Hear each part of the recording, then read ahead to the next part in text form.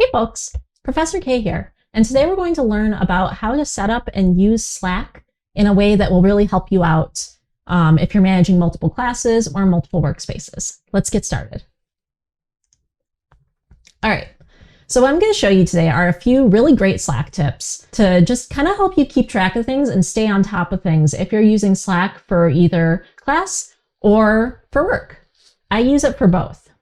So just to give you an overview of Slack here, if you haven't ever used it before, the Slack interface comes in a couple different parts. The first is that to the left here, you have what are called workspaces. Workspaces are groups of people and messages that are all kind of controlled together. So these are usually set for like a single class or a company, or sometimes you can even use them for networking. So design groups will have Slack workspaces.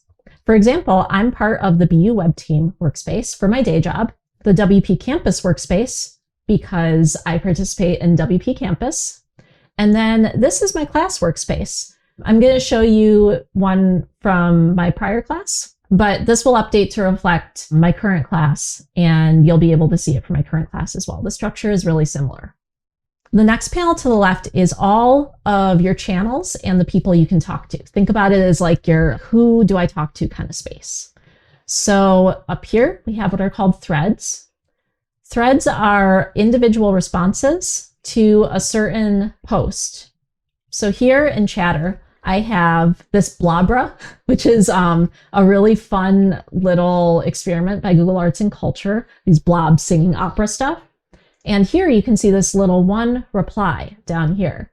So each of these replies creates what's called a thread. And it makes it really easy to have conversation based on a certain message. So if you ever want to start a thread, you can hover over a message and then use this little bubble, reply in thread, to actually put your reply in the thread. And that way people know you're replying to them directly. Pretty cool, right? It organizes your messages nicely. You also have DMs or direct messages. These are going to be with individual people in your direct message screen. So for example, the easiest way to get a hold of me is to direct message me. So if you type in Professor K here, you can direct message me if you're in one of my classes. There are also what are called mentions and reactions. Reactions are kind of like these little emojis that you can add. If you click the little plus smiley face button, they'll add a reaction, and you can use thumbs up or raised hands or 100, like all kinds of really great stuff here. I like the bun emoji myself, rabbit, lots of great stuff there. And it's a great way to talk with people in a friendlier way. So great use of reactions. I highly recommend those. Mentions are when somebody @s you. So for example, in a channel such as Ask the Prof, you could do @Professor K, and that would call my attention to your message.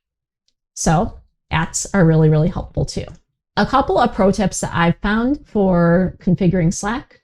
First of all, if you click in the upper right here on your profile, you will be able to actually edit profile and set things like your profile picture, your full name, including any preferred names you might have. I like to use what people call me, my pronouns and my display name, and then where I'm located for my classes. Especially when we're working remotely, it helps me remember what your time zone is. You can also set what you do, and then you can upload an image. Uploading an image, especially of yourself, really helps create a nice, strong connection. So if you're in one of my classes, I highly recommend it. You also have what's called a status. So my status is hoppin', but you can set it to clear after a number of time. What I use this for in my day job is if I'm on vacation or in a meeting, I'll have a status automatically set.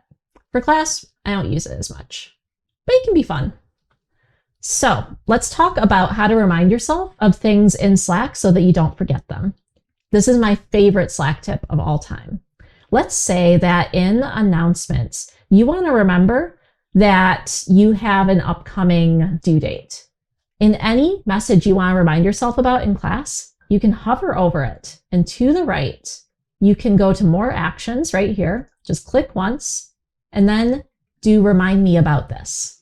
And I use this all the time as a professor. This is how I can keep track of all of you and actually work in my workspace at the same time too.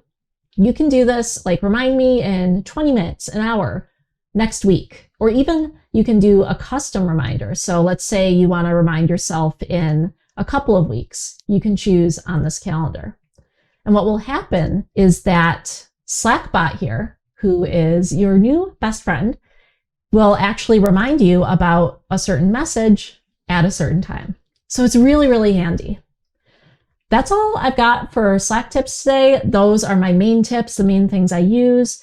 You will find lots and lots of uses for Slack as well, but if nothing else, get yourself used to Slackbot reminders because they help keep things so much more organized. And definitely use threads as well as reactions. It's so much fun. You're going to love it. Anyway, I hope that introduces you to Slack and shows you some of my favorite tips. I'll see you later.